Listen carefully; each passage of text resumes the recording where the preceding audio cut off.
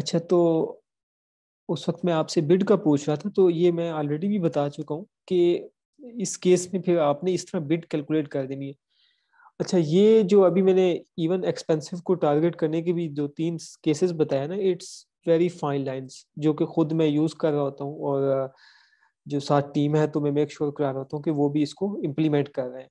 तो बहुत से बॉटम लाइनर टाइप भी होते हैं जो इतने डिटेल में नहीं जाते, but still it's up to you. PPC में मैं एक आपको बॉटम लाइन बता दूं कि जितना आप जो है वो कंट्रोल अपने पास रखेंगे, चीज़ों के ऊपर आपका कंट्रोल होगा, और जितना आप ग्रैनुलर अप्रोच के साथ चलेंगे ना, उतनी चीज़ें आपके पास कंट्रोल में रहेंगी। अच्छा जी, तो अप्लाइड बिट जो है वो seed bit plus into seed bit multiplied by placement. ठीक है, तो उस केस में जो है, अब एक तो ये है कि यहाँ से आप देख सकते थे ना कि लेट्स सपोज आपने प्लेसमेंट कितनी रखनी है। ठीक है, तो कहाँ गई वो जहाँ पे हमने बिड और वो सब कुछ लिखा था। अच्छा, लेट्स सपोज हमारी जो मैक्स सीपीसी है ना, मतलब जो बिड हम ज्यादा से ज्यादा अफोर्ड कर सकते हैं, वो 0.35 है, और अभी सीड बिड 0.12 की है। तो अगर पहले 450% की टॉस है, तो अभी क्या होनी चाहिए, तो वो आप यहाँ से इजीली कैलकुलेट कर सकते हैं। टॉस, अच्छा मैं प्लेसमेंट का दोबारा लिख देता हूँ। प्लेसमेंट होती है आपकी इक्वल टू अप्लाइड बिड, या इस केस में जो है जिसको मैं मैक्स सीपीसी कह रहा हूँ, which is also equal to applied bid max CPC divide by seed bid multiplied, sorry, -1। तो मैक्स सीपीसी है लेट्स सपोज 0.35, जो कि हम अफोर्ड कर सकते हैं, डिवाइड बाय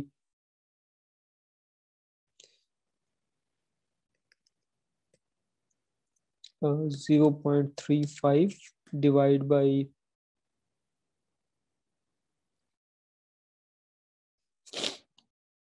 0.35 डिवाइड बाय 0.20 -1।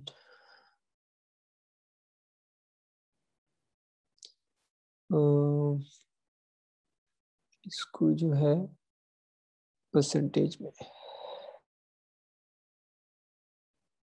तो अभी ये तो मैंने एक अपनी तरफ से एज्यूम वैल्यूज लिए ना, तो जिसमें ये, तो उस केस में अगर आप एक सिंगल इस तरह सिस्टम्स को टारगेट करते हैं, तो प्लेसमेंट आप ऐसे भी फाइंड आउट कर सकते हैं, या इवन आपके पास जो है वो सब चीज़ें मौजूद हैं।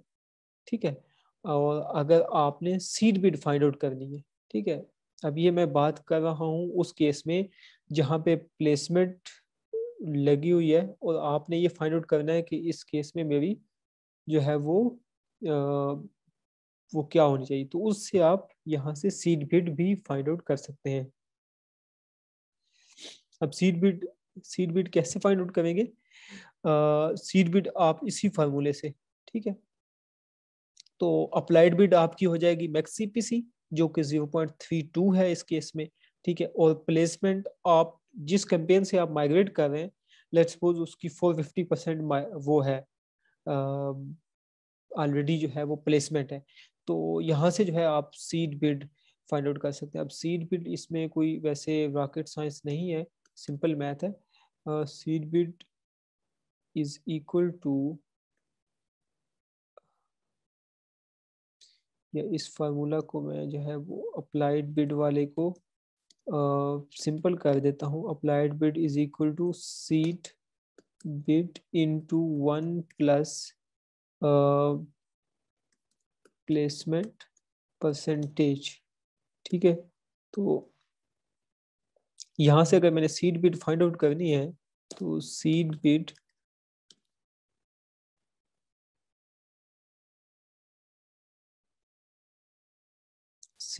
Is equal to applied bid divide by 1 plus placement percentage. ठीक है, तो ये हो जाएगी 1 डिवाइड बाय प्लेसमेंट परसेंटेज। तो ये आपके पास एक, ये तीन फार्मूले आ गए। यहाँ से आप अप्लाइड बिट भी फाइंड आउट कर सकते हैं, सीड बिट भी फाइंड आउट कर सकते हैं, प्लेसमेंट भी कर सकते हैं। तो ये जो केस मैं आपको बता रहा हूँ जिसमें आपने एक्सपेंसिव को माइग्रेट करना है, जिसमें प्लेसमेंट भी लगी हुई है और मैक्स सीपीसी आपकी बिड से हाई है, तो आपकी अब न्यू कैंपेन में बिड क्या होनी चाहिए? तो आपने यहाँ इस फार्मूले की मदद से seed bid is equal to applied bid divide by one plus placement, तो यहाँ से जो ऑप्शन आएगा ना, वो आपने जो उस एक्सपेंसिव कीवर्ड को जब माइग्रेट करना है तो वहां पे आपने ये वाली बिड रख देनी है। ठीक है, तो इस तरह जो आपकी एक्सपेंसिव सर्च टर्म्स हैं वो भी आपकी माइग्रेट हो जाएगी।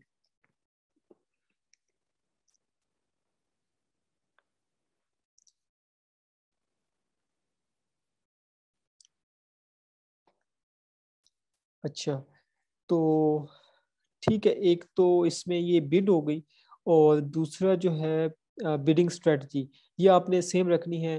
अगर वहाँ पे फिक्स है तो आप नेक्स्ट में भी फिक्स रखें, वहाँ पे डाउनलोड ली है तो यहाँ पे भी डाउनलोड ली रखें। सेम प्लेसमेंट, प्लेसमेंट का ही तो असल में मसला था जिसकी वजह से हमने सारी कैलकुलेशन की कि इसमें आप लेट सपोज अगर वहाँ पे 450% की प्लेसमेंट थी, तो आप यहाँ पे 450% डालेंगे। वहाँ पे जो है वो जो अप्लाइड बिड या मैक्स सीपीसी जो आप अफोर्ड करना चाह रहे हैं वो अप्लाइड बिड की जगह डालेंगे, तो वो आपको बता देगा कि आपकी बिड क्या होनी चाहिए। ठीक है, और same is the case with advertise SQ and budget.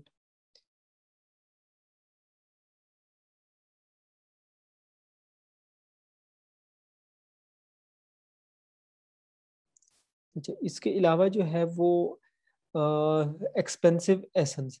अब अक्सर जो एसेंस की टारगेटिंग होती है ना, वो उसमें अक्सर जो कैंपेन से वो निकल रहे होते हैं अक्सर प्लेसमेंट होती नहीं है, तो इट्स वेरी इजी कि हम इसको मैक्स सीपीसी के अराउंड टारगेट कर रहे हैं।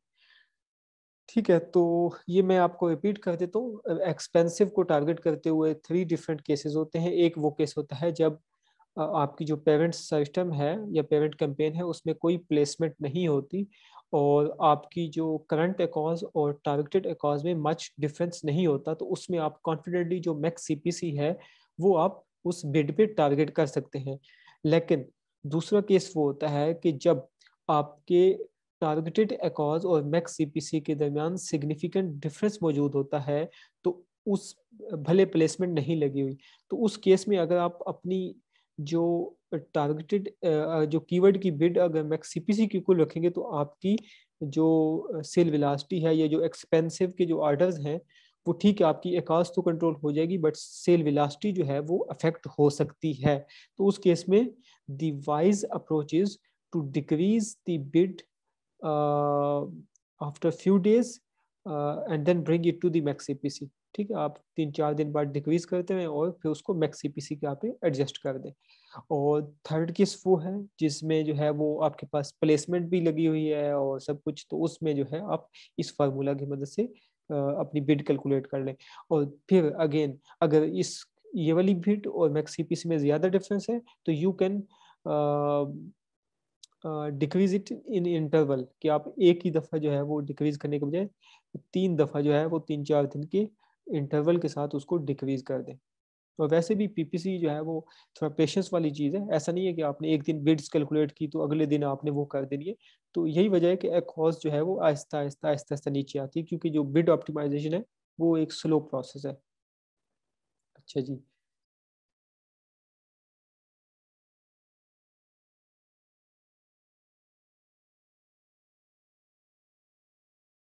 अच्छा, तीसरे हैं ब्लीडर्स।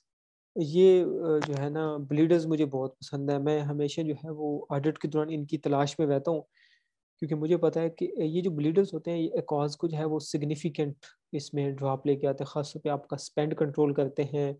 और आपकी जो एकॉज है ना, खासतौर पे जब आपको एकॉज का मसला हो, तो मोस्ट ऑफ द केस आप जो है वो ब्लीडर्स पे थोड़ा ज़्यादा टाइम इन्वेस्ट करें, कि जिन जहाँ पे जो है वो एक इररेलेवेंट टारगेटिंग हो रही है, या क्लिक्स अच्छी आ गई हैं लेकिन ऑर्डर्स नहीं आ रहे, या ऑर्डर्स आए हैं तो पुअर कन्वर्जन के साथ आ रहे हैं, तो दो आर दी पोटेंशियल ब्लीडर्स। उनको अगर आप कंट्रोल कर लेना तो आपकी अकाउंट्स अच्छी खासी कंट्रोल हो जाती है ब्लीडर से। तो अच्छा, ब्लीडर्स का ये होता है कि इसको आपने जो जिस कैंपेन से निकला है ना, उसको उस कैंपेन में आपने जाके नेगेटिव कर देना है। ठीक है। अच्छा, दूसरा एक्सपेंसिव को भी आपने आफ्टर 48 आवर्स बाद पेरेंट कैंपेन के अंदर नेगेटिव एग्जैक्ट या नेगेटिव प्रोडक्ट कर देना है। और बाकी अब लेट्स सपोज ये तो ब्लीडर है ना, इसको तो मैं आई मीन जैसे ही ये ऑडिट कंप्लीट होगा तो इसको यहाँ से उठा के इस सिस्टम को, ये कहाँ से निकल रही है आठ क्लोज में, तो इसको मैं आप यूँ कह लें कि ये नेगेटिव टारगेटिंग है ना, अब ये एड ग्रुप है और कैंपेन लेवल की भी नेगेटिव टारगेटिंग होती है।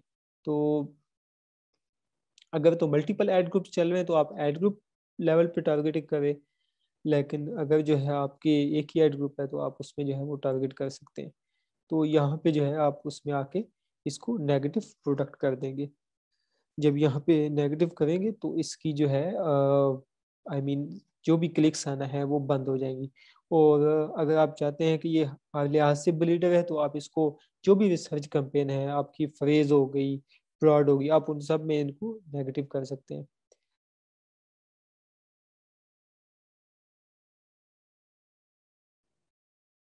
अच्छा जी। इसके अलावा जो है वो एक चीज़ जो मैं आप लोगों को बताना चाह रहा था वो बजट रूल था। आई थिंक हम उसको पहले डिस्कस नहीं कर चुके। अच्छा, बजट रूल ना काफ़ी स्पेंड को कंट्रोल करने में और कॉज को कंट्रोल करने में काफ़ी जो है वो हेल्प कर रहा होता है। और लेकिन ये स्पॉन्सर प्रोडक्ट में जो है वो एफिशिएंट है। स्पॉन्सर ब्रांड्स में जो है हम इसको लगा तो सकते हैं बजट रूल, लेकिन वहाँ पे वो होता नहीं। लेट्स सपोज ये ऑटो की जो कैंपेन है, इसको जो है हम बजट रूल लगाना चाहते हैं कि इस पे हम स्पेंड कंट्रोल करना चाहें, तो इसको हम देख लेते हैं।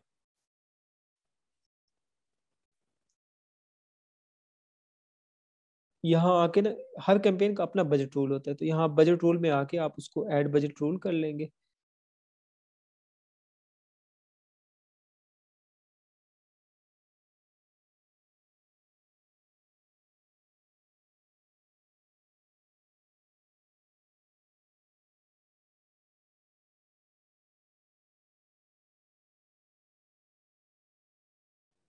अच्छा, तो कोई भी आप इसमें जो है वो नाम रखते हैं बजट कंट्रोल के नाम से। अच्छा, इसमें कुछ तो है कि अगर आप उनको स्केड्यूल करना चाहते हैं किसी सर्टन टाइम के दौरान, ठीक है, तो वो तो है ठीक, लेकिन मैं जो पर्सनली यूज़ कर रहा हूँ तो वो है परफॉर्मेंस बेस। ठीक है, जिसमें जो है हम कन्वर्जन रेट एकॉज रो एस की बेस पे उस पे वो लगा ले। अच्छा, इसमें जो है आप रिकमेंडेड इवेंट्स जैसे कि अब नेक्स्ट वैलेंटाइन डे आ रहा है, ठीक है, या फिर आप यूँ कह लें कि जैसे अभी black Friday, cyber Monday, Christmas, इतने इवेंट्स गुजरे हैं, तो जिस पे हाई ट्रैफिक वाले दिन होते हैं तो आप अपनी सर्टन कैंपेन को 100% 200% जो है वो बजट इंक्रीज लगा सकते हैं।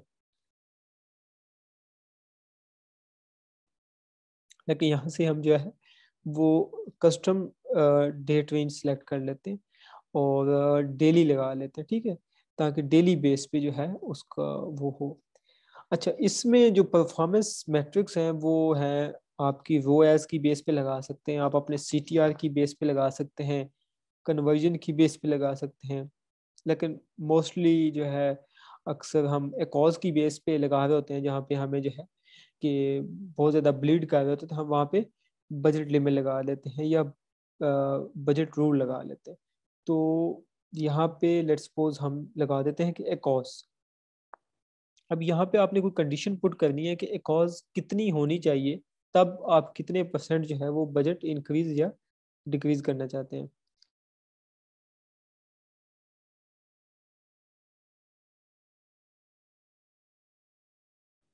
इसमें जो है ऑफ कोर्स मैं लेस देन में इफेक्ट मतलब इंटरेस्टेड हूँ कि मेरी एकॉज अगर इससे कम है तो बजट जो है वो इंक्रीज हो। अच्छा, एक तो ये है कि यहाँ पे आपकी जो एकॉज है वो लास्ट 7 डेज की एवरेज एकॉज से हाई होनी चाहिए। क्या होनी चाहिए? लास्ट 7 डेज की एवरेज एकॉज से हाई होनी चाहिए। मतलब ऐसा नहीं है कि आपकी जो ये जो ऑटो क्लोज लूज की कॉज है वो 7 डेज की है 30%, और आप जो है यहाँ पे लगाएं कि 15%। ठीक है, अभी लगा के देख लेते हैं कि लेट्स सपोज हम कहते हैं कि अगर ए कॉज जो है वो लेस देन और इक्वल टू 10% है। ठीक है, तो आप एक काम ये करें कि हमारा बजट जो है वो 100% इंक्रीज कर दें। ठीक है, और दूसरी चीज, मिनिमम आपका कैंपेन का बजट $10 या £10 होना चाहिए। अगर इससे कम होगा तो भी बजट रूल अप्लाई नहीं होगा। तो ये 2-3 कंडीशन है, आप जो है वो देख लें। तो उसके बाद जो है वो आप ऐड बजट रूल करेंगे तो ये यहाँ से एक्टिवेट हो जाएगा।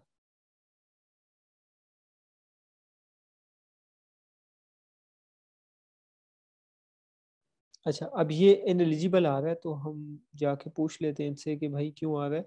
वो कहते हैं कि this rule will be ineligible until the daily budget is at least 10%, $10 या £10। तो ये मैंने आपको ऑलरेडी बता दिया कि किसी भी कैंपेन पे बजट रूल लगाने से पहले उसका कम से कम जो है वो $10 या पाउंड का बजट होना चाहिए।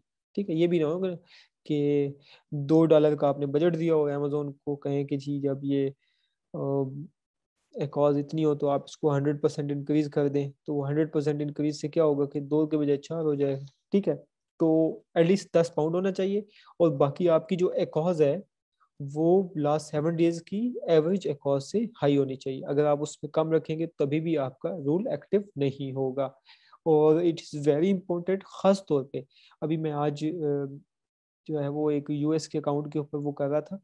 तो उसमें जो है वो लास्ट 7 डेज में कुछ campaigns, I mean they performed exceptionally well. लेकिन अब चूंकि वो मल्टीपल कैंपेन्स हैं तो उसमें वो आई मीन बजट कंट्रोल करना सब कुछ इजी नहीं होता। तो वहाँ पे मैंने क्या किया है कि जिन पे आई मीन मेरा वहाँ पे 40% का प्रॉफिट मार्जिन है ना, तो जहाँ पे वो 20-25% वाली जो कैंपेन्स थी वो जो आउट ऑफ बजट जा रही थी, मैंने उनको बोल दिया कि अगर जो है वो एक कॉज बिलो 35 रहती है तो आप जो है 100% बजट इंक्रीज कर दें। तो ये एक जो है वो इफेक्टिव वे है बजट को कंट्रोल करने का।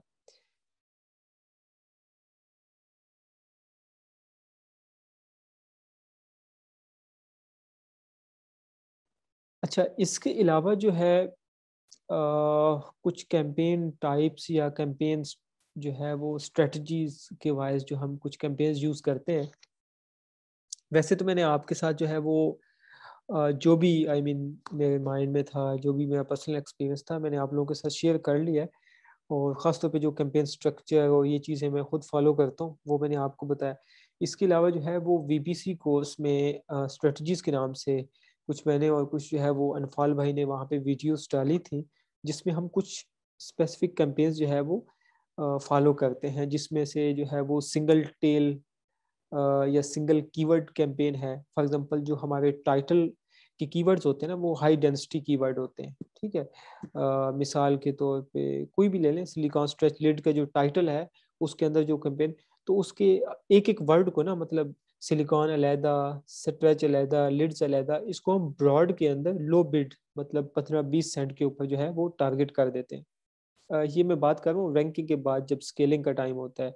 ठीक है, उस वक्त की बात है, रैंकिंग में आपने ये वाले काम नहीं करने। ठीक है, तो उससे क्या होता है कि वो लो जो है वो बिड के ऊपर चीप कन्वर्जन्स आपको आती हैं, जिसकी वजह से कॉस्ट कंट्रोल रहती है। इसके अलावा जो है वो फ्रिक्वेंटली बात टुगेदर की कैंपेन्स जो है वो मैं काफ़ी वो करता हूँ डिफरेंट अकाउंट्स के ऊपर, कि अपनी प्रोडक्ट में जाके देखता हूँ कि या मेरे कंपेटिटर्स की कि वहाँ पे फ्रिक्वेंटली बात टुगेदर का जो है अमेजोन किस किस को दिखा रहा है। तो उन केसेस को मैं टारगेट करता हूँ, टेस्टिंग करता हूँ, फिर जिन पे अच्छी कन्वर्जन आती है उसके ऊपर जो है वो करता हूँ। उस पे फिर फायदा ये होता है कि अमेजोन ऑर्गेनिकली आप उनको वहाँ पे दिखाने लग जाते हैं, तो आपकी वो ऑर्गेनिक सेल्स जो है वो इंक्रीज हो रही होती है। ठीक है, तो कुछ वो है वो आप जो है वो वीबीसी का करंटली जो स्ट्रेटजी वाला पोजिशन है ना वो देख लीजिएगा। बाकी जो है एक कोई जो है वो कोई ऐसी स्ट्रेटजी तो अभी तक मेरे पास भी नहीं है कि मैं कहूँ कि ये एक स्ट्रेटजी आप ले लें और ये हर प्रोडक्ट पे जो है वो काम करेगी। लेकिन जो उसका जो है वो चीज़ों के जो एसओपीज हैं, वे ऑफ वर्किंग है, और जो एक अप्रोच है वो जो है मैंने डिलीवर करने की कोशिश की है। बाकी इवन ये ऑडिट मैंने आपको बहुत ही सिंपल वे में वो किया है। इवन ये जो चीज़ें हैं ना, ये जो चीज़ें हमने लुकअप कराई हैं, these can be easily automate. अगर आप में से कोई एक्सेल का अच्छा एक्सपर्ट है या पावर बीआई का, तो ये सारी चीज़ें ऑटोमेट हो सकती हैं, ठीक है। और इसके अलावा मैं प्रेफर करता हूँ रिपोर्ट्स के अंदर, आप में से हो सकता है कोई जो है वो पिवट टेबल के अंदर कंफर्टेबल फील करे, तो जो है वो वे ऑफ डूइंग थिंग्स जो है वो डिफरेंट हो सकता है। तो इसलिए मैंने आपको जो है वो ज़्यादा अप्रोच के ऊपर जो है एम्फोसिस किया है। बाकी आपका मेथड जो है वो कोई भी हो सकता है। तो इस सेशन में जो है हमने माइग्रेशन ऑफ सर्च टर्म्स की जो रेसिपीज उनको भी डिस्कस कर लिया है। तो अभी जो है वो आई डोंट थिंक सो कि कोई ऐसी चीज़ हो जिसको हमें कवर ना किया हो। तो अभी आप लोग क्वेश्चन पूछ लें। अभी है मेरे पास काफ़ी टाइम है, आज सच कोई कमिटमेंट नहीं है। तो आप, अगर आप लोगों के कोई क्वेश्चन है तो हम जो है उसको वो कर लेते हैं।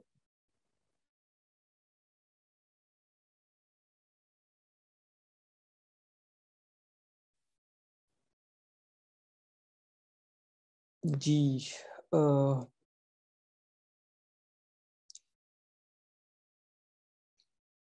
बातें सर के ऊपर से तो नहीं गुजर गई हैं काशान? सर आवाज आ रही है? अब आई आवाज आपकी। वैसे सर एक अक्सर लोग कहते हैं कि जब भी हम एक लाइव करते हैं प्रोडक्ट, तो लिस्टिंग लाइव करते हैं, तो एक हीलियम 10 का कीवर्ड ट्रैकर है, वो आप इंस्टॉल करें तो वो डाटा जरूर देता है कि आपकी मतलब कैंपेन्स वगैरह से रिलेटेड जो है। जी, तो वो कोई स्पेशल चीज ऐसी देता है, या मतलब वही चीज हम Amazon के थ्रू नहीं एक्सट्रैक्ट कर सकते without spending extra on helium 10? कि उसकी ट्रैकिंग कीवर्ड कीवर्ड। ट्रैकिंग से रिलेटेड कोई डाटा जो आ रहा होता है, जिसकी बेस पे हम फर्दर आगे कैंपेन्स वगैरह को डिसीजन ले सकें। कोई इसकी अभी तक ज़्यादा एक्सपीरियंस नहीं है, तो वो समझ नहीं आई थी इसकी। तो कोई रिलेशन है इन चीज़ों का कि हम सेम डाटा जो है विदाउट यूजिंग हीलियम 10 जो है कीवर्ड ट्रैकर, हम इसी के टूल यूज़ करें? इसमें ट्रैकिंग के लिए तो हम हीलियम ही यूज़ कर रहे होते हैं। और ख़ासतौर पे जब हमारी प्रोडक्ट लाइव होती है तो हमने ट्रैकर में कीवर्ड डाले होते हैं, तो वो हमें स्पॉन्सर्ड रैंक, ऑर्गेनिक रैंक दोनों दे रहे होते हैं। आल्दो के ऑर्गेनिक रैंक जो है वो मैनुअली मैं उसमें एक गूगल शीट में मेंटेन करवा रहा होता हूँ, लेकिन स्टिल उसमें हीलियम जो है आपको बता रहा होता है कि ये आपके इंडेक्स कीवर्ड इतने हैं, और इन टॉप कीवर्ड्स के ऊपर आपकी ऑर्गेनिक पोजीशन ये है। तो वो बैकएंड पे हमें डाटा आ रहा होता है, तो हमें पता होता है कि हमारा स्पॉन्सर्ड रैंक कैसे मूव कर रहा है, ऑर्गेनिक रैंक कैसे मूव कर रहा होता है। तो उस रैंकिंग की बेस पे हम बैकएंड पे जो है वो पीपीसी में चेंजेस कर रहे होते हैं। तो वो उसमें वो हीलियम ट्रैकिंग का डाटा इनफ है आपको ट्रैक करने के लिए। अच्छा, यानी आउट ऑफ द बॉक्स हमें Amazon कोई रिपोर्ट नहीं दे रहा होता जो हीलियम 10 दे रहा होता है? नहीं, अमेजोन तो वो तो हम मैनुअली चेक कर रहे होते हैं ना।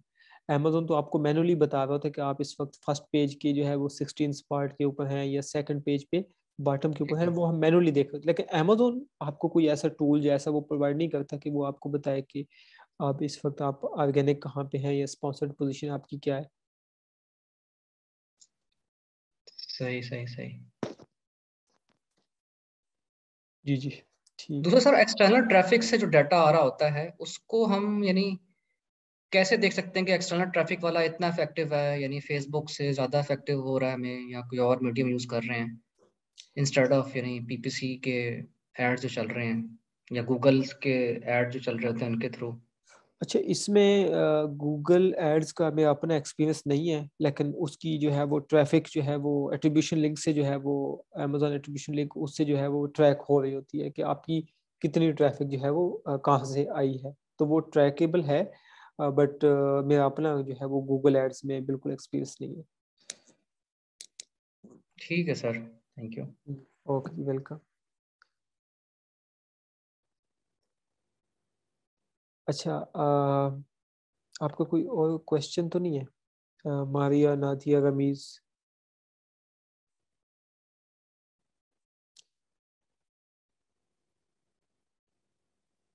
अच्छा, चलें, आई थिंक आप लोगों का क्वेश्चन तो नहीं है, लेकिन एक चीज़ जो है वो अभी थैंक्स टू कशान, उनके क्वेश्चन से मुझे याद आ गई। एक minute, let me stop screen और मैं आपको जो है वो एक चीज दिखाता हूँ।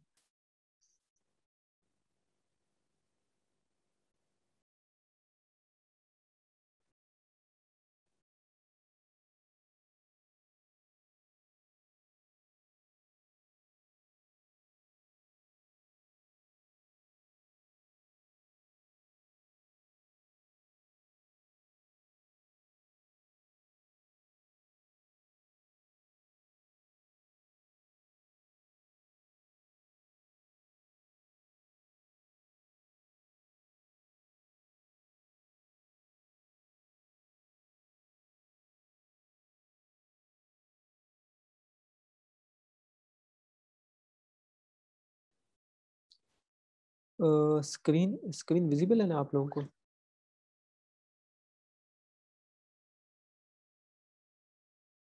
Okay, thank you. अच्छा, एक चीज़ माइग्रेशन के बाद मैं एक चीज़ ये भूल गया था कि अक्सर आपको प्रॉब्लम ये आएगा कि जब आप सिस्टम रिपोर्ट ऑडिट कर लेंगे तो उसमें अक्सर सिस्टम्स आपकी जो है वो फ्रेज से या ऑटो से ऐसी निकल आएंगी जो ऑलरेडी आप एग्जैक्ट में टारगेट कर चुके होंगे या कहीं ना कहीं वो टारगेट हो रही होगी। तो एक एसओपी में एक स्टेप ये भी है कि बिफोर टारगेटिंग दो such terms whether they are expensive और प्रॉफिटेबल, आप पहले क्रॉस चेक करते हैं कि वो कहीं डुप्लीकेट तो नहीं है। अगर तो वो डुप्लीकेट है तो you don't need to target again, you just have to optimise where it is running already. ठीक है, ये चीज क्लियर है? अगर ये स्टेप आप नहीं करेंगे तो आप जो है हो सकता है एक ही सिस्टम को तीन तीन बार टारगेट करें और फिर बाद में आपको जो है महीने बाद नजर आए कि ये तो यहाँ पे भी चल रही है, यहाँ पे भी चल रही है, यहाँ पे भी चल रही है, तो अगेन वो आपका कंट्रोल नहीं रहेगा। तो उसके लिए जो है वो मैंने जो है अपने प्रोसेस को सिंपल बनाने के लिए यहाँ पे एक जो है वो फाइल एक्सेल की रखी हुई है। तो इसमें होता क्या है कि जो कीवर्ड मेरे ऑलरेडी चल रहे होते हैं एग्जैक्ट के अंदर, ठीक है, अब वो एसन भी हो सकते हैं, एग्जैक्ट के कीवर्ड भी हो सकते हैं, उनको मैं डालता हूँ इसके अंदर। ठीक है, ये जो कॉलम बी है ना, उनको यहाँ पे कॉपी पेस्ट कर देता हूँ। ठीक है, और जिनको मैंने सर्टन रिपोर्ट ऑडिट से निकाला होता है, अब जैसे ये हो गया ना, ये वाली सिस्टम्स, ये मैंने सर्टन रिपोर्ट ऑडिट से, ये कस्टमर सिस्टम्स ये मैंने निकाली है, इनको जो है अब मैंने टारगेट करना है। तो इनको मैं यहाँ से कॉपी करके ये जो है ना कॉलम ए, यहाँ पे मैं इनको पेस्ट कर दूंगा। तो अगर तो कोई ऐसी सिस्टम जो कि ऑलरेडी जो है वो टारगेट हो रही होगी तो यहाँ पे मुझे शीट बता देगी कि भाई ये डुप्लीकेट हो रही है। ठीक है, तो मैं क्या करूँगा, मैं यहाँ से सिर्फ यूनिक का फिल्टर करके, तो ये जो सिस्टम है ना, ये मेरी वो फाइनल सिस्टम्स हैं जो टारगेटिंग के लिए एलिजिबल है, बाकियों को मैं वहीं पे स्टॉप कर दूंगा। ठीक है, तो ये फाइल, ये एक्सेल की फाइल भी मैं वो अपलोड कर दूंगा गूगल ड्राइव में, ताकि आप इसको यूज कर सकें। तो ये मैंने एग्जांपल भी दी है कि exact keywords you are building on, जैसे कि अगर आप एक कीवर्ड ए है, ये एक्स है, एक सी है, और keyword in the search report अगर वो एक्स वाई जी है, तो अब एक्स के सामने वो कह रहा है कि ये डुप्लीकेट है। तो जब मैं यहाँ पे आके देखता हूँ तो हाँ, ये मुझे समझ आ कि वाकई एक्स तो ऑलरेडी टारगेट हो रहा है। ठीक है, तो एक्स को जो है मैं, आप यूज हमने कि मैं इसको नेगेटिव नहीं करूँगा, it's that doesn't mean it's negative. मैं इसको वहाँ पे जो है वो फिलहाल स्टॉप कर दूंगा, इसको टारगेट नहीं करूँगा। और वाई यूनिक है, जेड यूनिक है, तो इनको जो है वो मैं टारगेट करूँगा।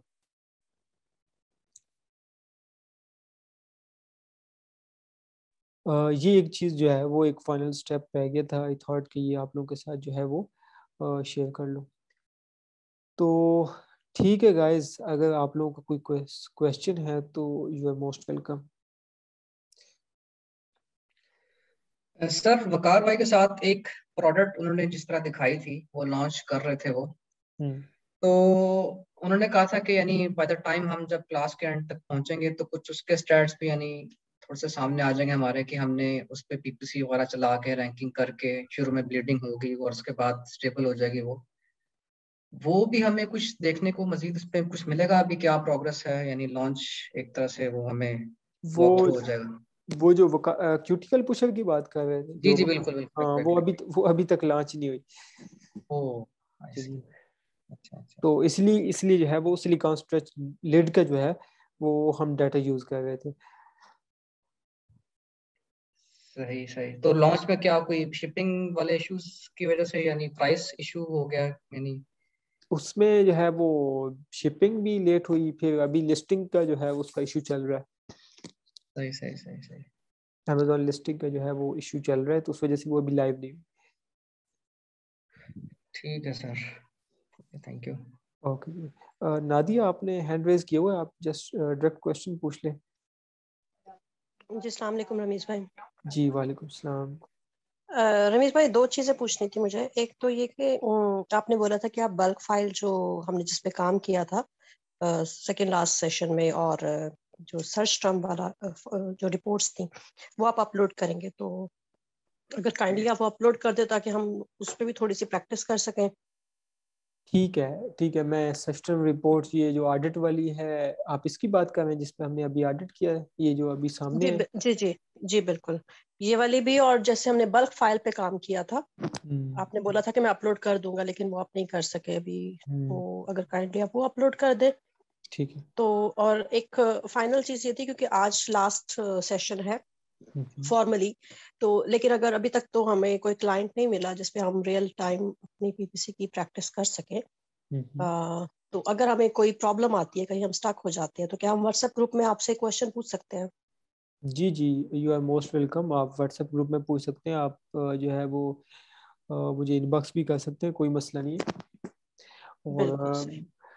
तो वो तो मैंने आपको 2-3 सेशंस पहले ही कह दिया था कि वो आप जो है वो क्लाइंट स्क्रैपिंग की तरफ जो है वो फोकस रखें। हम्म हम्म हम्म। जी ठीक बिल्कुल, आपने बोला था, लेकिन अभी तक कोई मिला नहीं। है। वो थोड़ी सी अब तो आपको बॉटम लाइनर बनना पड़ेगा। जी जी इंशाल्लाह। तो हम्म, चले ठीक है, फिर इंशाल्लाह कहीं पे कोई स्टक हो जाएंगे तो डेफिनेटली फिर मैं आपसे इनबॉक्स पे पूछ लूंगी। श्योर, ठीक है, कोई मसला थैंक यू सो मच। नहीं। ओके जी, बहुत वेलकम। शुक्रिया।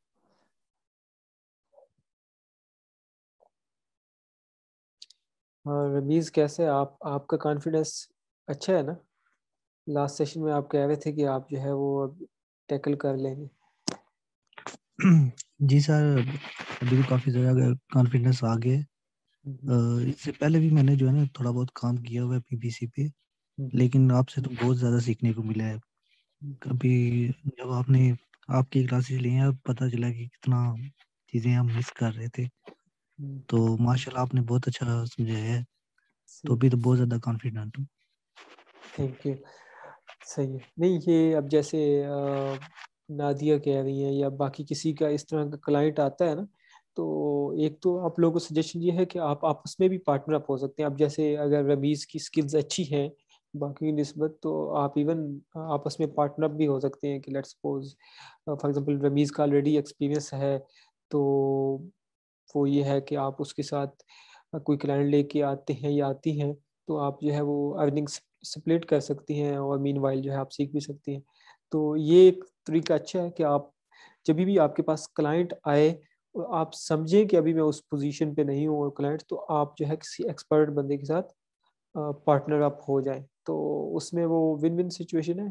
आई मीन जैसे अगर रमीज है तो उसका भी ये है कि आई मीन वो अगर आप टाइम दे रहे हैं तो उसकी भी अर्निंग हो रही है, और आपका ये है कि आपकी अर्निंग भी हो रही है और साथ में लर्निंग भी हो रही है, तो ये एक किस्म की विन विन सिचुएशन बन जाती है। और आप लोग ऐसा किया करें, खासतौर पे जो इनक्यूबेटर्स में बैठे होते हैं ना, वो तो इस तरह किया करें, वहां पे तो आपको हर काम का एक्सपर्ट मिल जाता है। ठीक है, पीपीसी तो क्या, हर काम का, शॉपिफाई, एफपी एड्स, हर तरह का। तो आपको तो कोशिश होना के चाहिए कि आप क्लाइंट पकड़ के लेके आए और इनक्यूबेटर में या कहीं पे भी जो बंदा जहाँ पे बैठा हुआ है उसको जाके उसके साथ डील कर लें कि 50 आपका 50 मेरा, या चले 60 आपका 40 मेरा। ठीक है, तो क्लाइंट एक्विजिशन के ऊपर भी जो है ना वो आपको काम करना होगा। सर इसी से रिलेटेड क्वेश्चन है कि दूसरा बंदा अगर काम कर रहा है तो हमारी लर्निंग यानी हम लोग कहेंगे कि यानी जो भी तुमने काम किया वो मुझे बताते जाओ एग्जैक्टली यानी कैसे वो होगी, किस तरह कोऑर्डिनेट होंगे यानी? अच्छा, उसमें अगर काम काम ये है कि देखें आप भी कोई बिगिनर लेवल पे तो होंगे नहीं ना।